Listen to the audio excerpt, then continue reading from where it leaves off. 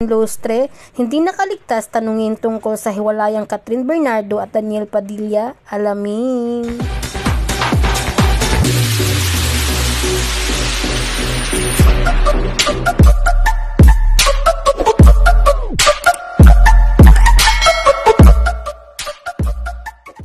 Jadins, nitong nakaraan nga guys, inag-promote nga si Nadine Lustre ng kanyang series na Road Killer sa TV5 at di nga maiwasan na tanungin sa kanya ang trending na hiwalayang Katniel. Kaya naman guys, nagbigay ng opinyon ang aktres.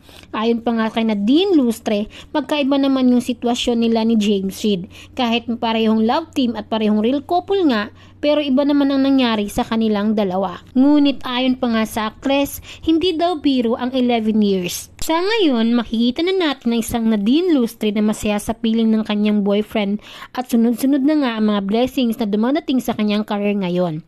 At masaya na rin ang mga fans dahil nga sa nakikita nilang kasiyahan sa mga mata ni Nadine Lustre. So ayan mga ka-Jadins, anong masasabi mo sa issue na ito? I-comment niyo yan sa baba at huwag kalimutang mag-like, subscribe and press na din yung bell button for more Jadin updates. Salamat!